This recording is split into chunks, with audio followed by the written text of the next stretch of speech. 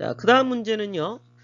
사용자로부터 입력받은 문자열, 자, 요 문자열을 얘기하겠죠. 요 문자열의 처음과 끝에 세 글자만 추출을 한 다음에 합치를 하고 되어 있죠. 자, 파이썬 코드에서요. 파이썬은 조금 더 직관적인 프로그래밍 언어입니다. 다른 언어와 다르게요. 자, 우선 문자열을 처리하기 위해서 사용하는 함수 중에 하나가 스프링이라고 하는 함수가 있고요.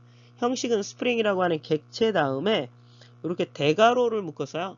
처음 값, 마지막 값 이렇게 표현을 합니다. 자, 그러면 처음 위치, 자, 앞에 있는 글자 3개라고 했으니까 앞에 있는 글자는 0이 되겠죠. 그러면 0에서부터 어디까지? 3까지. 자, 객체는 요 스트링이라고 하는 변수가 있죠. 그래서 스트링, 객체.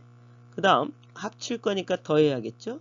자, 그럼 뒤에서 라고 하는 것을 찾아올 때는요. 자, 앞에서부터 읽어올 때는 시작 위치가 0, 1, 2, 3 이렇게 되잖아요. 뒤에서부터 읽어올 때는요. 마이너스 1부터 시작해요. 마이너스 1부터. 근데 여기서 주의하셔야 될 건요. 처음 시작 위치라고 하는 0이나 마지막 위치를 뜻하는 마이너스 1은 생략하실 수가 있어요. 생략 안 하고 쓸 수도 있고 생략하실 수도 있다. 그래서 마이너스 1에서부터 마이너스 3까지 이렇게 다 쓰셔도 되고 0과 마이너스 1을 생략하셔도 되고. 그래서 이 문제는 파이썬의 직관적인 문제를 한번 풀어보시는 얘기입니다. 파이썬이라고 하는 언어의 변수를 작성하는 규칙.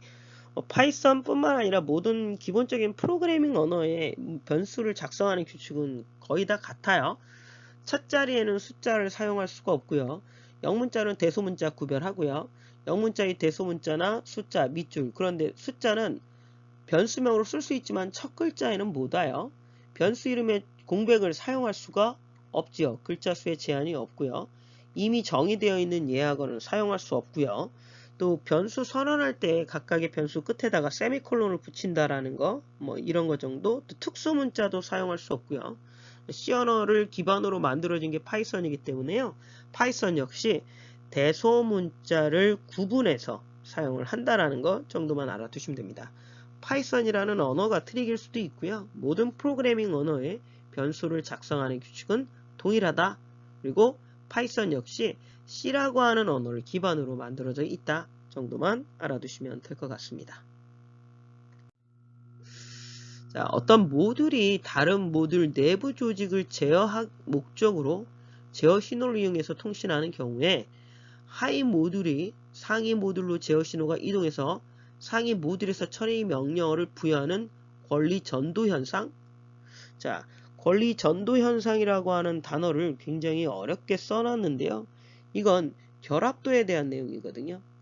그래서 어떤 모듈이 내부 조직에 제어할 목적으로 제어 신호를 이용해서 통신을 하고 또 하위 모듈에서 상위 모듈로 제어 신호가 이동하면서 처리되는 명령. 이거는 제어 결합도라는 뜻입니다. 결합도 문제는 앞에 문제에 한번 나왔었고요. 결합도에 대한 내용도 한번 제가 설명을 드려본 적이 있어요. 결합도는 약해야 되고 응집도는 강해야 된다라는 거 말씀드렸으니까 한번 찾아서 확인해 보시는 시간을 또 갖는 게 필요하시겠죠. 앞에 슬라이드도 보시고 정리를 한번 해보시기 바랍니다. C 프로그램의 결과가 뭐냐라는 질문인데요. 우선 별도의 흐름은 위에서 아래로 왼쪽에서 오른쪽으로 진행이 된다는 걸 먼저 봐주시면 됩니다. 자, i라는 변수에 1이라는 값이 들어왔는데요. 일반적으로 이렇게 문제를 풀 때 디버깅 표라는 걸 만들어서 문제를 보시는 게 훨씬 더 도움이 되실 거예요. 그래서 저는 이렇게 디버깅 표를 만들 거고요. 자, 요거는 이제 보시면 이 문장에 for라고 하는 게 있으니까 얘는 반복을 할 때 사용하는 반복문의 명령어잖아요. 그래서 저는 여기에 반복 횟수를 적을 거고요. 그 다음은 그 옆에는 이제 변수의 변화를 한번 나타낼 거예요. 그래서 i라는 변수가 있고요. 그 다음은 결과를 담는 sum이라는 변수가 있잖아요. 그래서 이 두 개의 변수의 변화를 한번 보려고 합니다. 자, 아무것도 작업이 되어 있지 않은 요 두 줄일 때 i의 처음 값은 없지만 sum이라는 변수에는 0이라는 값이 들어와 있죠. 그 다음 for문을 보시게 되면 for문의 기본적인 의미는 시작값, 얘가 시작값이 되겠죠. i는 1부터 시작하겠다. 그럼 i는 1부터 시작하겠다는 뜻이에요. i는 얼마가 될 때까지 가겠다? 10보다 작거나 같을 때까지 가겠다. 그러니까 어디까지 가겠다? 10까지 가겠다는 뜻이겠죠. 그런데 i는 얼마씩 증가할 거다? 2씩 증가할 거다. 그럼 이 말은 i는 1 다음은 2가 증가하니까 얼마가 되겠죠? 3이 되겠죠? 그 다음은 얼마가 될까요? 5가 되겠죠? 그 다음은 얼마가 될까요? 7이 되겠죠? 그 다음은 9가 되겠죠. 이렇게 변한다 라고 하는 것을 그려보시면 될 거예요. 자, i가 처음에 1이 들어왔어요. 그러면 sum에다가 i를 더하라는 뜻이니까 없는 0에다가 1을 더하니까 결과가 1이 되겠죠. 자, 그 다음 조건이 참이니까 다시 올라가야겠죠. 자, 2가 증가돼서 i는 3이 됐어요. sum하고 i를 더하라고 하니까 3하고 2를 더하니까 4가 되겠죠. 참이니까 증가하고 올라가겠죠. i 값은 5가 돼요. 참이니까 내려와서 sum과 더하겠죠. 그럼 얼마가 됐죠? 9가 되겠죠. 다시 올라가서 i는 1을 증가하니까 7이 되겠죠. i는 10보다 작거나 같으니까 참이 되겠죠. 밑으로 내려와서 9와 7을 더하면 16이라는 값이 오겠죠. 자, 다시 i가 증가해서 9가 돼요. 9는 10보다 작거나 같은 거에 참이 되니까 밑으로 내려오겠죠. 내려와서 더하시면 얼마가 됐죠? 25라는 값이 되겠죠. 자, 다시 올라갈까요? 올라가서 i는 1을 증가했어요. 1을 증가하면 여기서는 10이 아니라 얼마가 되겠죠? 11이라는 값을 갖고 있겠죠? 그런데 이 조건에서 11은 맞지 않죠. 그럼 빠져나오겠죠? 최종적으로 sum은 25라는 값을 갖게 되는 겁니다. 유닉스에서 새로운 프로세서를 생성할 때 쓰는 명령어가 뭡니까? 라는 뜻인데요. 유닉스와 관련되어 있는 명령어를 조금 정리해 주시면 좋겠죠. 유닉스와 리눅스는 같은 의미의 명령어를 많이 사용을 합니다. 자, is라고 하는 명령어는 리스트와 같아요. 리스트라고 하는 것은 목록을 보여달라는 뜻입니다. 목록을 보여주십시오 라는 의미를 갖고 있어요. 자, 캐시라고 하는 것은 카피라고 하는 의미로 보시면 되는데요. 여기서는 카피라는 표현보다 도스에서 이 타입이라는 명령어가 있거든요. 그래서 내용을 보여주십시오 라는 의미를 갖고 있어요. 자, 포크라고 하는 것은요, 새로운 프로세서를 생성하는 명령이고요. chmod라고 하는 것은 이게 권한을 부여할 때 사용합니다. 그래서 파일에서 권한, 즉 허가를 하느냐 안 하느냐, 접근을 허락하느냐 안 하느냐 라는 의미로 사용이 되는 게 chmod라고 하는 명령어입니다. 자, C 언어에서요, 정수 자료형, 자, 정수, int가 정수죠. 뭐 일반적으로 C라고 하는 언어의 정수는요, int하고 long이 있고요. 근데 C 언어는 또 sort와 longlong이라고 하는 것도 있죠. 플로트와 더블은 실수형이 되겠고요. 그 다음에 캐릭터는 문자형이 되겠죠. 그래서 C라고 하는 언어의 자료형이 int, long도 있지만 뭐도 있다? 정수형은 sort도 있다. 그 다음에 C 언어는 무슨 형도 있다? longlong도 있다. 뭐 이 정도만 알아두시면 될 것 같죠? 그 다음에 플로트하고 더블은 소수점을 갖고 있는 실수형을 나타내는 거다. 캐릭터는 문자형을 나타내는 거다 정도만 알아두시면 됩니다. 물리적인 사물과 컴퓨터에 동일하게 표현이 되는 가상의 모델로 실제 물리적인 자산 대신 소프트웨어로 가상화함으로써 실제 자산의 특성에 대한 정확한 정보를 얻을 수 있고 자산의 최적화, 돌발 사고의 최소화, 생산성 증가 등 설계부터 제조, 서비스에 이르는 모든 과정을 효율성 있게 향상시킬 수 있는 모델이 뭐냐? 이 용어 자체는요, 디지털 트윈이라고 하는 용어입니다. 그럼 나머지를 좀 짚으면요, 최적화라고 하는 것은 목적에 맞게 또 요구사항에 맞게 알맞게 적절하게 설계하는 것이 최적화가 되겠죠. 실행시간이라는 건 말 그대로 프로세서나 또는 프로그램이 실행이 되고 끝날 때까지 걸리는 시간이 실행시간일 거고요. 자, 엔스크린이라고 하는 것은요, N개의 서로 다른 단말기에 동일한 컨텐츠를 자유롭게 이용할 수 있는 기술이 N스크린 기술입니다.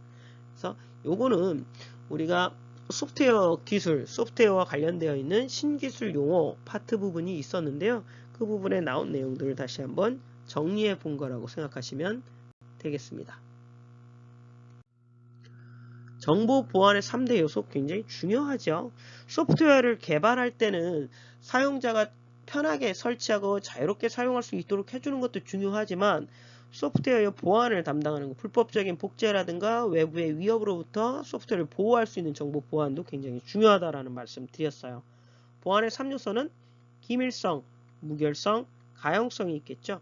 기밀성이라고 하는 것이 시스템 내의 정보와 자원을 허락하지 않은 사용자는 접근하지 못하게, 다시 말하면 인가받은 사람만 접근을 할 수 있도록 해주는 게 기밀성이고요.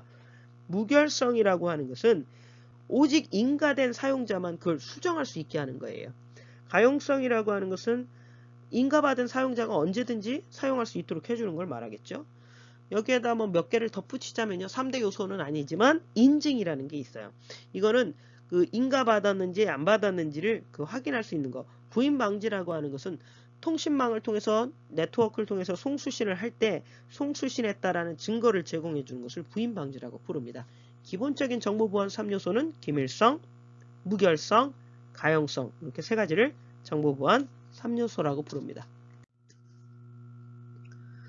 자, 다음 예문을 보시면 알맞는 기술이 뭡니까? 라는 얘기인데요. 자, 블랭크는요. 웹에서 제공하는 정보나 서비스를 이용해서 새로운 소프트웨어나 서비스, 데이터베이스 등을 만드는 기술이다 라고 되어 있는데요. 자, 요거는 매시업이라고 하는 용어에 대한 설명입니다. 자, 1번은 요건 뭐죠?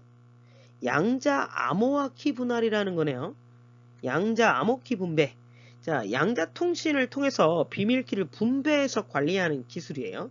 훨씬 더 안전하게 비밀번호를 보관할 수 있다라는 뜻이 되겠죠. 자, DRM이죠. DRM이라는 것은 디지털 저작권 관리라는 뜻이겠죠. 인터넷이나 또는 디지털 매체를 통해서 유통이 되는 데이터들에 대한 저작권을 보호하기 위해서 뭐 불법적인 배포나 복제를 못하게 하기 위해서 방지하는 기술이 저작권 관리 기술입니다. 자, 그레이웨어라고 하는 것은요, 그 소프트웨어를 제공하는 입장에서는 악의적이지 않고 유용하다라고 얘기할 수 있지만 사용자 입장에서는 유용할 수도 있지만 악의적일 수도 있는 것들을 말해요. 애드웨어나 뭐 트랙웨어, 뭐 기타 악성 코드 같은 것을 그레이웨어라고 부릅니다. 기능 점수 모형이라고 하는 게 있죠. 비용 산정하는 기법 중에요. 기능 점수 모형이라고 하는 게 있는데요. 기능 점수에서 그 산정하는 데 사용이 되는 요소가 뭐가 있느냐라는 얘기죠. 크게 기능 점수에는 자료 입력, 또 정보 출력, 또 명령어, 데이터 파일, 또 외부의 루틴, 인터페이스 등이 있는데요. 자료 입력이라는 건 입력 데이터의 양식을 뜻하는 거고요. 정보의 출력이라는 건 출력 보고서를 뜻하는 겁니다. 명령어라고 하는 것은 사용자의 지리수를 뜻하는 거고요. 데이터 파일이라든가 또 필요한 외부 루틴이나 인터페이스 같은 것들인데요. 클래스 인터페이스 같은 경우는 비용 산정 요소는 아니죠. 그래서 우선 기능 점수 모형이라고 하는 기본적인 개념을 조금 짚어보면요. 알브레이트라고 하는 사람에 의해서 제안이 됐어요. 그래서 소프트웨어의 기능을 증대시키는 요인별로 가중치를 부여해서요. 그 요인별 가중치를 합산해서 총 기능 점수라는 걸 산출을 해요. 그래서 총 기능 점수와 영향도를 이용해서 기능 점수라는 걸 만드는데요. 그 기능 점수를 통해서 소프트웨어를 개발하는 비용을 산정하는 기법이 기능 점수 모형입니다. 블록 암호화 방식이라고 있네요. 블록 암호화 방식에는 크게 네 가지가 있는데요. DS 방식과 그 다음에 SAS 방식, 그 다음 시드 방식, 여기에다 붙이자면 AR, IA 방식이라고 하는 것도 있어요. 개인키 암호화 방식과 뭐 개인키, 공개키 암호화 방식 뭐 이런 것들이 있는데요. 우선 개인키 암호화 방식이라고 하는 게 그 암호를 거는 것과 암호를 푸는 키가 같은 키를 말해요. 그러니까 암호화 키와 복호화 키가 같은 키. 그래서 이걸 대칭키 또는 단일키라고 얘기하죠. 개인키 암호화 기법은 한 번에 하나의 데이터 블록을 암호화해서 이것을 블럭 암호화 방식이라고 부르기도 해요. 그래서 이 블럭 암호화 방식이라는 용어가 생소하실 수 있지만 개인키 암호화 방식이다라는 것 정도는 알아두시면 됩니다. 그래서 이 개인키 암호화 방식 중에요. 블럭 암호화 방식과 스트림 암호화 방식이라고 하는 게 있어요. 그 중에 블럭 암호화 방식에 해당이 되지 않은 것을 골라라고 했는데요. RC4라든가 LS, LFSR이라고 하는 것들은 이게 스트림 방식이에요. 그래서 그 정도는 슬라이드 보시고 다시 한번 정리하시면 되겠고요. 개인키 암호화 기법의 가장 큰 장점은 암호를 걸고 푸는 게 하나의 키이기 때문에 속도가 빠르고 또 단순하다라고 하고 파일의 크기가 작다라고 하는 게 있는데요. 사실 상대적으로 보안에는 취약하죠. 그 정도만 정리하시면 될 것 같아요. 푸트남 모형을 기초로 해서 만든 자동화 측정 도구가 뭐냐라고 되어 있네요. 우선 푸트남이라고 하는 모형을 기초로 해서 만든 자동화 측정 도구는 슬림이라고 하는 측정 도구가 있습니다. 우선 자동화 측정 도구라고 하는 것은요. 비용 산정을 자동화해 주기 위해서 개발한 것을 자동화 측정 도구라고 불러요. 슬림이라고 하는 게 푸트남의 예측 모델을 기초로 해서 만들어진 자동화 측정 도구입니다. 그 외의 것들은 관련이 되어 있는 용어가 아니기 때문에요. 이렇게까지는 모르시고 넘어가셔도 될 것 같아요. 큰 숫자를 소인수분해하기 어렵다는 기반하에 1978년도 MIT에서 제안된 공개키 암호화 기법. 좀 전에는 개인키 암호화 기법에 대한 설명을 좀 했었잖아요. 공개키 암호화 기법 중에요. 큰 숫자를 소인수분해하기 어려워서 그것을 기반으로 만들어진 게 RSA라고 하는 그 공개키 암호화 기법입니다. 주요 암호화 알고리즘에는 시드라고 하는 것도 있고요. ARIA라고 하는 방법도 있고요. DS라고 하는 방법들도 다 있어요. 앞부분에 우리가 문제 풀으셨던 문제가 제가 85번 문제에 개인키 암호화 기법에서 그 블럭 암호화 방식에 대한 설명을 드린 적이 있거든요. 그래서 그거와 연계해서 그 문제를 한번 정리해서 보시는 것도 도움이 되시겠죠. 그래서 이렇게 정리하고 넘어가 볼까요? 자, 코코모 모델의 프로젝트 유형과 거리가 먼 거 물어봤죠? 자, 코코모 모형이라고 하는 것은요, 크게, 올가닉이라고 하는 것은 조직형이라고 하는 거고요. 세미 디텍 이거는 반분리형이라고 보시면 되고요. 인베디드는 내장형이에요. 이렇게 세 가지는 코코모에서 프로젝트를 개발하는 유형이에요. 조직형이라고 하는 것은 기관 내부에서 개발이 되는 중소규모의 소프트웨어를 말해요. 사무처리용이나 업무용, 과학용 이렇게 표현할 수도 있고요. 또는 이걸 제가 5만 라인 이하의 소프트웨어를 개발할 때 사용하는 유형이라고 표현을 해드린 적이 있어요. 그 다음에 반분리형이라고 하는 것은요. 운영체제 데이터베이스 관리 시스템 등을 통해서 30만 라인 수 이하의 소프트웨어를 개발하는 유형이 반분리형이에요. 컴파일러나 인터프리터 같이 유틸리티를 개발할 때 적합한 유형이라고 보시면 돼요. 인베디드는 내장형인데요. 좀 규모가 좀 큰 최대형 규모의 프로젝트를 개발할 때 써요. 그래서 얘는 30만 라인 수가 넘어가는 것들을 개발할 땐 이것을 내장형을 사용을 한다. 유도 실시간 처리, 신호기 제어 같이 시스템 프로그램을 개발할 때 적합한 프로젝트 유형이 인베디드라고 하는 내장형이에요. 코코모라고 하는 것은 코코모 모델의 이제 소프트웨어를 구체화하는 유형에 따라서는요, 기본형, 중간형, 발전형 이렇게 구분하기도 해요. 그래서 주의하셔서 보셔야 될 것 같아요. 시퀀셜이라고 하는 절차, 이거는 코코모하고는 전혀 상관이 없는 용어입니다. 자, 빅데이터 분석 기술 중에요. 대량의 데이터를 분석해서 데이터 속에 내재되어 있는 어떤 변수 상호 간의 어떤 규칙, 패턴을 찾아내는 것을 우리는 데이터 마이닝이라고 부릅니다. 자, WM버스라고 하는 것은 무선 미터 버스라고 부르는데요. 수도같이 원격 검침을 할 때 사용하는 무선 프로토콜이라고 보시면 되고요. 디지털 트윈이라고 하는 것은 현실 속의 사물을 소프트웨어로 가상화하는 모델이에요. 앞부분에 문제가 한번 나왔던 걸로 제가 기억하거든요. 그 다음 지급이라고 하는 것은요. 저속의 전송 속도를 갖고 있는 홈 오토메이션이나 또 네트워크에 대한 표준 기술을 지급이라고 부릅니다.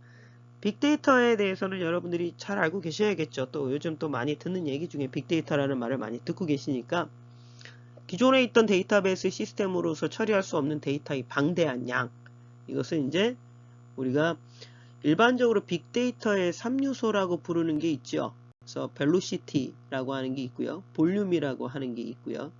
그 다음에 이제 속도를 뜻하는 것도 있고요. 그래서 기본적인 개념에 대한 용어는 한번 정리하고 넘어가시길 바랍니다. 기존 무선 랜의 한계를 극복하기 위해 등장을 했고요. 대규모 디바이스에서 네트워크 생성을 최적화하여 차세대 이동통신, 홈 네트워킹, 공공안전 등의 특수 목적을 수행하기 위해서 만들어진 네트워크 기술을 메쉬 네트워크라고 부릅니다. 소프트웨어의 정의 경계라고 하는 게 SDP라고 하는 게 있거든요. 이거는 이제 신원을 기반으로 해서 접근 제어를 할 수 있는 프레임워크를 말하는 거고요. 그 다음에 VPN이라고 하는 건 가상사설 통신망을 뜻하는 거거든요. 그래서 인터넷이나 통신 사업자로부터 통신 해설을 임대받아서 전용 회선인 것처럼 사용할 수 있도록 해주는 보안 솔루션을 말합니다. LAN이라는 건 근거리 통신망이죠. 그래서 비교적 가까운 거리에 있는 컴퓨터나 프린터 등과 같은 저장장치 이런 자원들을 연결하는 통신망을 근거리 통신망이라고 부릅니다. 메쉬라고 하는 네트워크에 대한 기본적인 개념, 대규모 디바이스의 네트워크 생성에 최적화되어 차세대 이동통신, 홈 네트워킹, 공공안전 등의 특수 목적을 위해서 새롭게 만들어진 네트워크 기술이라는 용어 알고 넘어가시면 되겠습니다. 디도스 공격과 연관 있는 공격 방법이죠. 자, 우선 디도스라고 하는 것들은 트래픽을 과다하게 부여시켜서 시스템이나 네트워크를 사용하지 못하게 하는 공격 중에 하나에 해당이 되죠. 도스와 디도스 공격은, 디도스는 분산 네트워크이기 때문에요.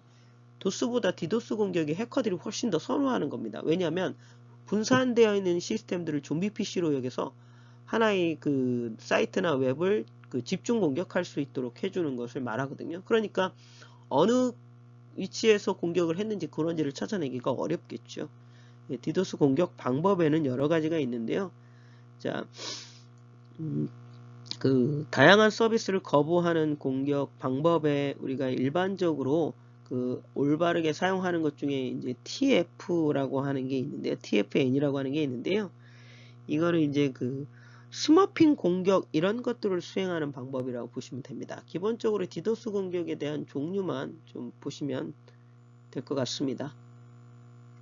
자, CPM이라고 하는 네트워크가 다음과 같은 임계 경로의 소유 기회를 구하라고 그랬어요.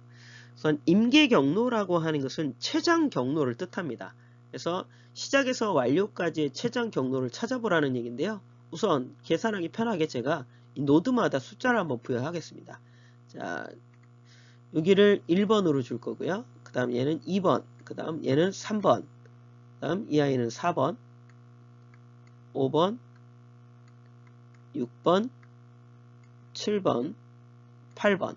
그래서 1번부터 8번까지 도달하는 경로를 가지고 요일을 한번 계산해 볼 건데요. 자, 먼저 1번 갔다가 2번 갔다가 4번 갔다가 6번 그 다음 8번 이렇게 갈 수 있겠죠. 소요되는 기간을 계산하시면 2일, 2일, 또 3일, 3일 그러니까 얘는 10일이 걸리겠네요. 두 번째는 어떻게 가실 수 있냐면 1번에서 2번을 가고요.